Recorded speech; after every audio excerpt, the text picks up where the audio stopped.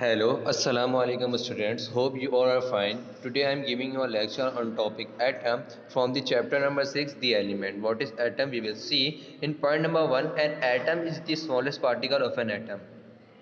Atom सबसे छोटा ज़र्रा होता है, सबसे छोटे ज़र्रात होते हैं किसके? एलिमेंट के। यानी एलिमेंट है, एलिमेंट के अंदर जितने भी ज़र्रात हैं, जितने भी छोटे ज़र्रात हैं, वो किसके हैं? एटम्स के। Point number 2 is it has all the properties of that element. Atom के पास तमाम खूबियाँ होती हैं जो एलिमेंट को ज़रूरत होती है।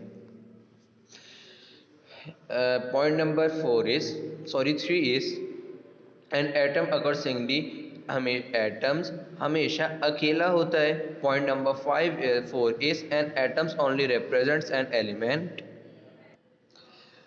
एटम क्या करता है? वो सिर्फ एलिमेंट्स को रिप्रेजेंट करता है।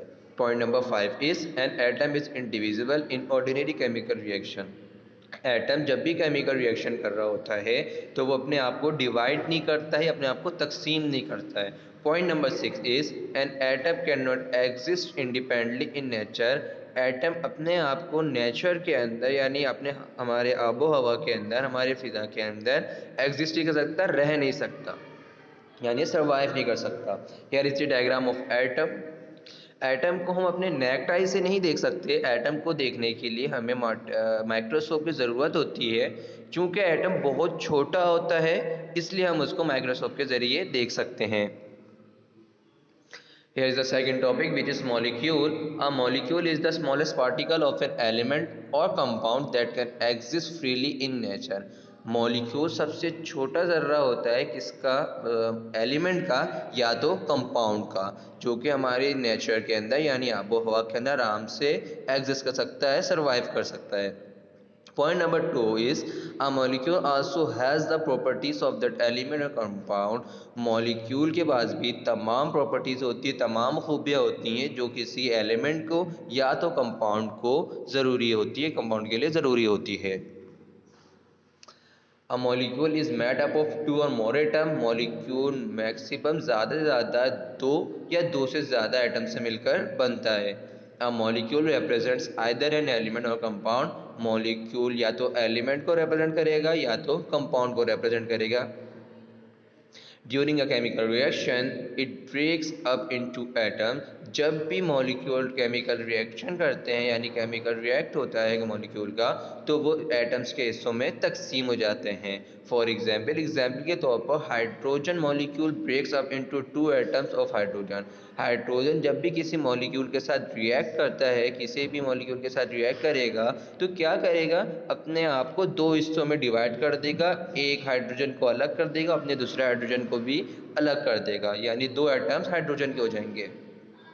A molecule can exist independently in nature. जैसा कि हमने पहले पढ़ा कि मॉलिक्यूल हमारी आबो हवा के अंदर, नेचर के अंदर आराम से सर्वाइव कर सकता है।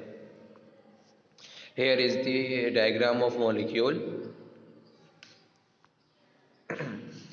Here is the another topic, which is percentages of elements in the earth crust.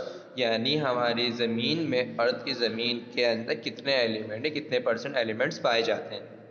The Earth's crust consists of oxygen, silicon, aluminium, iron, calcium, potassium, magnesium, sodium, etc.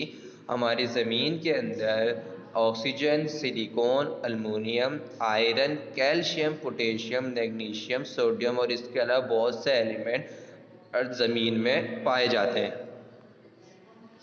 Point number 2, some other important elements in the earth crust are zinc, gold, silver, copper, mercury, lead, sulfur, phosphorus, hydrogen, carbon, chlorine, bromine, iodine, etc. कुछ जो यहाँ पर more important elements हैं जैसे कि zinc हो गया है, गोल्ड हो गया है, सिल्वर हो गया है, कॉपर हो गया है, मरकरी है। इसके अलावा बहुत से इम्पॉर्टेंट एलिमेंट्स हमारी ज़मीन में पाए जाते हैं। 25% of Earth's crust is composed of compounds of different metals. Number 1 is reactive metals, second to non-reactive metal. 25% ज़मीन में हमें बने हुए कंपाउंड्स पाए जाते हैं, बने हुए एलिमेंट्स यानी मेटल्स पाए जाते हैं। सबसे पहले ग्रुप के अंदर है रिएक्टिव एलिमेंट, वो मेटल जो किसी के साथ, किसी भी अलग केमिकल के साथ रिएक्ट कर सके।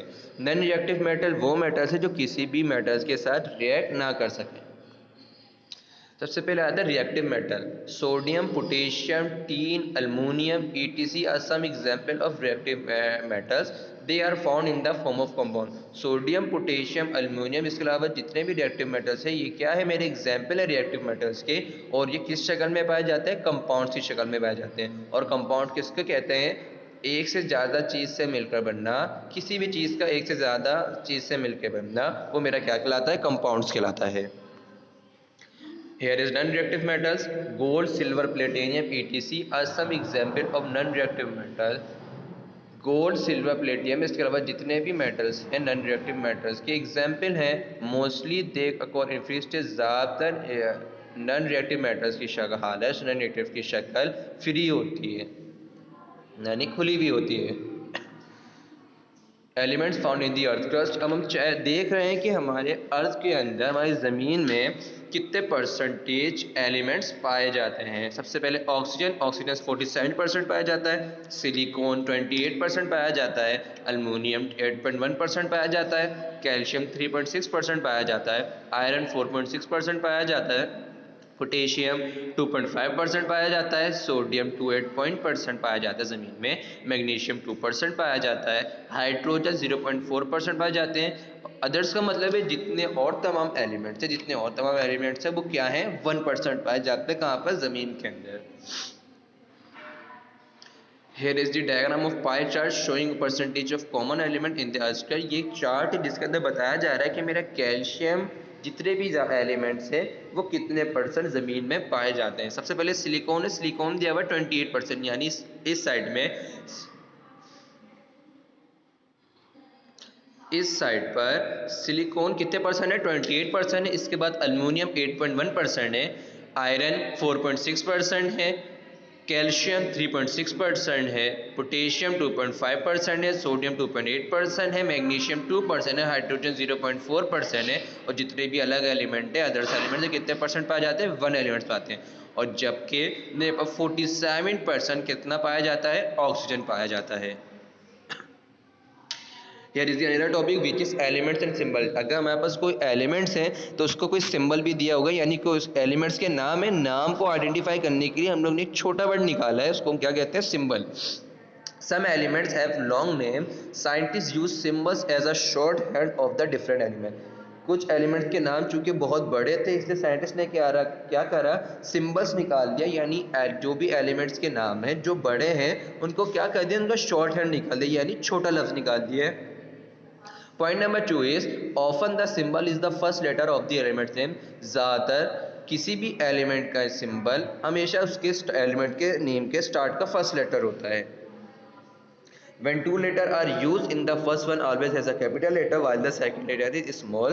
अगर किसी भी एलिमेंट के 2 अल्फ़ाबेट लिए जाते हैं तो हम क्या करते हैं कि फर्स्ट के लेटर को हमेशा कैपिटल लिखते हैं और सेकंड लेटर को हमेशा स्मॉल से आइडेंटिफाई करते हैं।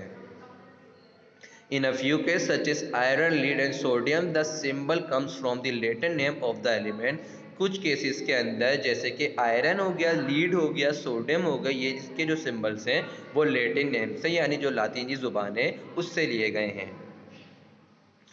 Here is the picture. Here is the pictures of some element which shows his symbol। Hydrogen capital S से शो होता है, हीलियम He से, लिथियम Li से, नियोन Ne से, बोरोन B से, कार्बन C से, नाइट्रोजन N से, oxygen O से, मैग्नीशियम Mg से, अल्मोनियम Al से, फॉस्फोरस P से, सल्फर S से, क्लोरीन Cl से, आर्गन Ar से, पोटेशियम K से, कैल्शियम Ca से, कॉपर Cu से, जिंक Zn से, लीड Pb से, गोल्ड Au से, सिल्वर Ag से, सोडियम Na से, निकल Ni से और आयरन Fe से। अगर हम यहाँ देखें तो मेरे पास जितने भी सिर्फ 1 अल्फ़ाबेट वाले सिंबल्स हैं जो हमेशा कैपिटल अल्फ़ाबेट से लिखे हुए हैं, और सेकंड हैंड में देखो जितने मेरे पास 2 अल्फ़ाबेट वाले सिंबल हैं वो क्या है, उनके फर्स्ट वर्ड कैपिटल और सेकंड वर्ड हमेशा क्या ले रहे हैं, स्मॉल ले रहे हैं।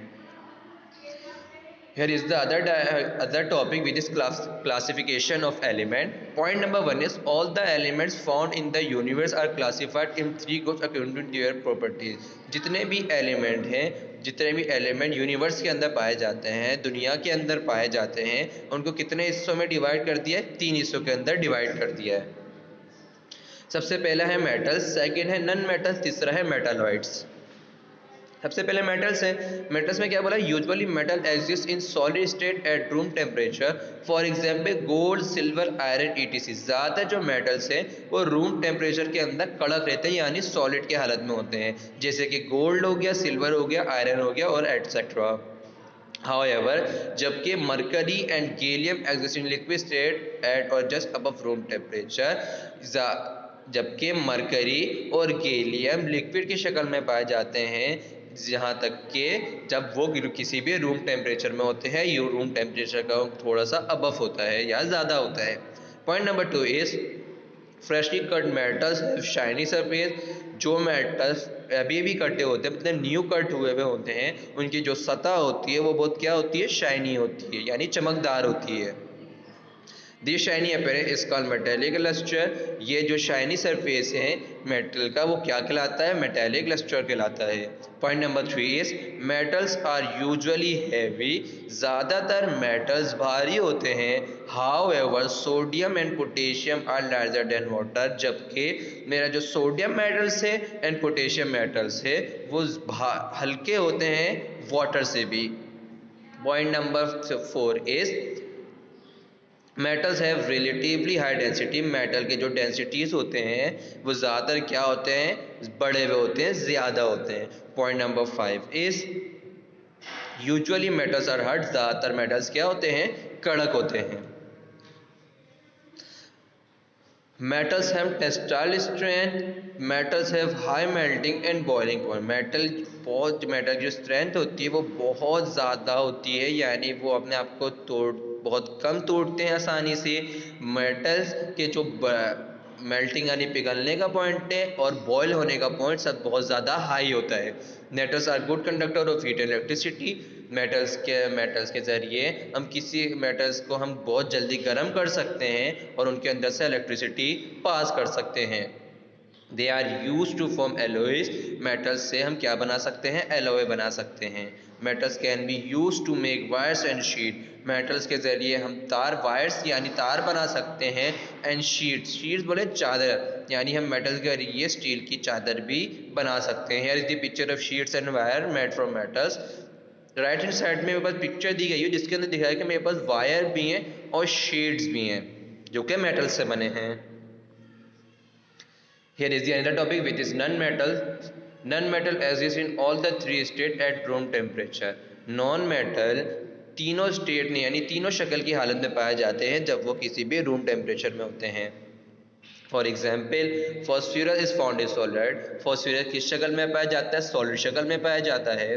Bromine is found in liquid state. Bromine मेरे को लिक्विड शक्ल में पाया जाता है। And the chlorine is found in gaseous state at room temperature. और जो क्लोरीन है वो गैसियस स्टेट में पाया जाता है, यानी गैस स्टेट में पाया जाता है जब वो रूम टेम्परेचर में होते हैं। यूजुअली नॉन मेटल्स आर डल। ज़्यादा जो नॉन मेटल होते हैं वो ढीले होते हैं, यानी ज़्यादा काम नहीं कर सकते, एक्सेप्ट डायमंड, डायमंड को हटाकर जो कि कार्बन से निकलता है। And iodine which show lustre, और आयोडीन जो कि लस्टर शो करता है। Non metals are usually lighter than metal. ज़्यादातर जो नॉन मेटल्स होते हैं वो हल्के होते हैं, किससे, मेटल्स से, जो कि मेटल्स होते हैं। Non metals have low densities. Non metals की जो डेंसिटीज़ होती है वो बहुत कम होती है। Usually non metals are soft. ज़्यादा जो नॉन मेटल होते हैं वो नरम होते हैं, सॉफ्ट होते हैं। However diamond is the hardest among all the naturally occurring substance. जबकि जो डायमंड है वो सबसे ज़्यादा हार्ड सब्सटेंस है जितने भी कुदरती चीज़ें हैं हमारे पास नॉन मेटल्स में। Non metals are brittle, they are easily breakable. Non metal बहुत नरम होते हैं इसलिए वो आसानी से टूट सकते हैं। Non metal generally have low melting and boiling point. Non metal का जहाँ तक देखें उनके जो मेल्टिंग पॉइंट और बॉइलिंग पॉइंट यानी बहुत कम होता है, यानी उनका पिघलना बहुत आसान है और इनको गर्म करना भी बहुत जल्दी हो जाता है, यानी बहुत जल्दी हम उनको बॉयल गर्म कर सकते हैं। नॉन मेटल्स और non conductor of heat and electricity. जो नॉन मेटल है उनके अंदर से हम या तो हीट पास कर सकते हैं या तो इलेक्ट्रिसिटी यानी करंट पास कर सकते हैं। Non metal can not form alloys. Non metals alloy को फॉर्म नहीं कर सकता। Non metals non metals can not be use to make wires and sheet. Non metals के ज़रिए हम ना तो कोई तार बना सकते हैं, ना तो उनको शीट्स के तौर पर इस्तेमाल कर सकते हैं।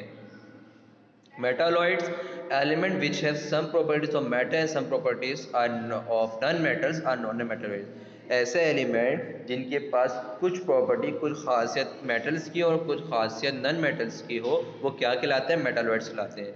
Their element are lustrous and conduct electricity. इनके जो एलिमेंट होते हैं वो इलेक्ट्रिसिटी पास भी कर सकते हैं और इलेक्ट्रिसिटी पास नहीं भी कर सकते हैं। Here is some diagram of metalloids, जैसे हमारे पास ब्रिक्स हैं, स्टील है, लोहा है, नट है, बोल्ट हो गए हैं। यार इस नए टॉपिक मेटल इन डेली लाइफ, यानी मेटल्स का हमारी आम जिंदगी के अंदर क्या यूज़ होता है। Some metal which we use in our daily life, कुछ ऐसे मेटल्स है जो अपनी आम जिंदगी के अंदर क्या करते हैं, उनको यूज़ करते हैं। एग्जाम्पल के तौर पर iron, aluminium, copper, zinc, silver, gold, ETC, इन सब का हमारी आम जिंदगी के अंदर ज़्यादातर यूज़ होता है। आयरन, सबसे पहले आयरन के बारे में पढ़ते हैं। Iron is the most important metal, it is use for the manufacturing of light and heavy machine. Iron बहुत इंपॉर्टेंट मेटल है। आयरन हमारे लाइट के लिए, यानी लाइट बनाने के तौर पर इस्तेमाल किया जाता है, लाइट को पास करने के तौर पर इस्तेमाल किया जाता है, और हैवी मशीन्स बनाने के तौर पर आयरन को इस्तेमाल किया जाता है। एग्जाम्पल के तौर पर बाईसाइकिल, बाईसाइकिल आयरन से बनती है, सीजर बाईसाइकिल से आयरन से बनती है, इंजन्स आयरन से बनते हैं और बसेस भी आयरन से मिलकर बनते हैं। Here is the some object which was built from the iron here is the iron object। हमारे पास प्लास, प्लास किससे बनता है? हमारे पास आयरन से बनते हैं। जो हमारे पास सीजर हैं वो भी आयरन से बनते हैं, और हमारे पास स्पून भी किससे बने हुए होते हैं? आयरन से बने हुए होते हैं। अब copper, here is the topic which is copper. Copper पढ़ेंगे। Copper is a good conductor of heat and electricity. Copper से हम, कॉपर बहुत जल्दी गर्म हो जाता है और उसके ज़रिए हम क्या पास कर सकते हैं? इलेक्ट्रिसिटी पास कर सकते हैं, यानी बिजली पास कर सकते हैं। It is use to manufacture electric wire. Copper के ज़रिए हम इलेक्ट्रिक वायर्स बना सकते हैं। Motor winding is done with copper wire. Copper के ज़रिए हम किसी भी जो मोटर है उसकी वाइंडिंग कर सकते हैं। Example electrical instrument, telephones, wires. Example के तौर पर इलेक्ट्रिक इंस्ट्रूमेंट ज़्यादातर कॉपर से बनते हैं, और टेलीफोन के वायर्स भी किससे मिलकर बनते हैं? कॉपर से मिलकर बनते हैं। Here is a diagram of some object which is made from copper. Copper wire बना हुआ है, किससे बना हुआ है? कॉपर से बना हुआ है। जो हमारे पास बर्तन है कॉपर के, वो किससे मिलकर बनते हैं? कॉपर से बनते हैं। जो हमारे पास बेसन है वो भी किससे मिलकर बना है? कॉपर से बना है। Gold and silver, gold and silver is use for from making jewellery. Gold और सिल्वर यानी सोना और चांदी किससे यूज होता है? ज़्यादातर ज्वेलरी बनाने के तौर पर इस्तेमाल होता है, यानी जेवरात बनाने के तौर पर इस्तेमाल किया जाता है। They are use in electroplating. Gold और सिल्वर को किसके लिए यूज़ किया जाता है? इलेक्ट्रोप्लेटिंग के यूज़ किया जाता है। इलेक्ट्रोप्लेट किसको कहते हैं? जब हम किसी बैटरी के अंदर प्लेट लगाते हैं, या तो वो गोल्ड की लगाते हैं या तो सिल्वर की लगाते हैं, ताकि वो करंट आसानी से पास कर सके। Point number 3 is gold is use for making wire. हम सोने के जरिए क्या बना सकते हैं? तार बना सकते हैं। Here is the some pictures of object which is made from gold and silver। जितनी भी ज्वेलरी है वो ज़्यादातर सिल्वर और गोल्ड से बनी हुई है। Aluminium, aluminium is use for making doors, Windows and wires etc. Aluminium के ज़रिए हम या तो खिड़कियाँ बना सकते हैं, गेट बना सकते हैं, और अल्मीनियम के तार बना सकते हैं। Aluminium is also use is balances motor engines and all type of element. Aluminium को हम यूज़ करते हुए हम मोटर इंजन्स बना सकते हैं, और जितने भी किस्म के एरोप्लेन्स हैं वो भी एल्युमिनियम के ज़रिए बन सकते हैं। Non metals and metals in daily life. अब पढ़ेंगे नॉन मेटल और मेटलर्स का हमारी आम जिंदगी के अंदर क्या यूज़ है। सबसे पहले carbon, carbon is one of the non metal. Carbon हमारे पास सबसे नॉन मेटल है, यानी नॉन मेटल के अंदर हमारे पास कार्बन सबसे पहले में पाया जाता है। It also exist in the form of diamond and graphite. Carbon किस फॉर्म में पाया जाता है? डायमंड के फॉर्म में पाया जाता है, और ग्रेफाइट के फॉर्म में भी पाया जाता है। Diamond is use for making valuable ornaments and jewellery. Diamond से हम बहुत अच्छी चीज़ें बना सकते हैं, बहुत सी चीज़ें बना सकते हैं वैल्यूएबल, और क्या बना सकते हैं? ज्वेलरी बना सकते हैं। It is the hardest among all nature substance. Diamond जितने भी आपके पास कुदरती चीज़ें, कुदरती सब्सटेंस है, उनमें सबसे ज़्यादा क्या है? हार्ड है। It is use for cutting glasses. Diamond के जरिए हम क्या काट सकते हैं? ग्लास को कट कर सकते हैं। Graphite is a soft non metal and it is use in pencil lead. Graphite में हमारे पास एक नरम नॉन मेटल है, इसके ज़रिए हम क्या करते हैं? हम पेंसिल की निब बनाते हैं। Graphite is also used in dry cell as electrode. Graphite किस लिए यूज किया जाता है? ड्राई सेल के अंदर इलेक्ट्रोड प्लेट के तौर पर इस्तेमाल किया जाता है। Here is some diagram, here is some pictures which is made from carbon. Polish, ink, diamond, चाय, पेंसिल, पैड एंड ये बहुत सी चीज़ें किससे बनी हुई होती है? हमारी कार्बन से बनी हुई हैं। Here is the sulfur. Sulfur is used to prepare sulfuric acid, matchstick and gunpowder. Sulphur किस लिए यूज़ किया जाता है? सल्फर यूज़ किया जाता है ताकि हम प्रिपेयर यानी हम बना सकें, सल्फ्यूरिक एसिड को बना सकें, मैचिस स्टिक बना सकते हैं यानी माचिस को बना सकें और गन पाउडर को बना सकें। Sulphur is use to increase the strength and elasticity of rubber. Sulphur के ज़रिए हम रबर की यानी इलास्टिसिटी और स्ट्रेंथ को बढ़ा सकते हैं, यानी उसका जो खींचना है उसको और ज़्यादा इंक्रीज कर सकते हैं। Here is the picture of sulfur. Here is the object. Sulphur से हम क्या क्या चीज़ें बना सकते हैं? Here is the another topic which is silicon. Silicon is a metalloid. It is used to manufacture of cement and glasses. Silicon एक metalloid है। सिलिकॉन के ज़रिए हम सीमेंट बना सकते हैं और ग्लास बना सकते हैं। Nitrogen, it is use for manufacturing fertiliser such as urea, which is nitrogen. Nitrogen is used for manufacturing fertilizers such as urea, ammonium sulfate, ammonia and nitric acid. Nitrogen किस लिए use किया जाता है? Fertiliser यानी खाद को बनाने के तौर पर इस्तेमाल किया जाता है। अमोनियम सल्फेट को बनाने के तौर पर इस्तेमाल किया जाता है। अमोनिया को बनाने के तौर पर इस्तेमाल किया जाता है, या तो नाइट्रिक एसिड को बनाने के तौर पर इस्तेमाल किया जाता है। Here is the diagram of fertiliser, यानी जो खाद है वो किससे मिलकर बनी है? नाइट्रोजन से मिलकर बनी है।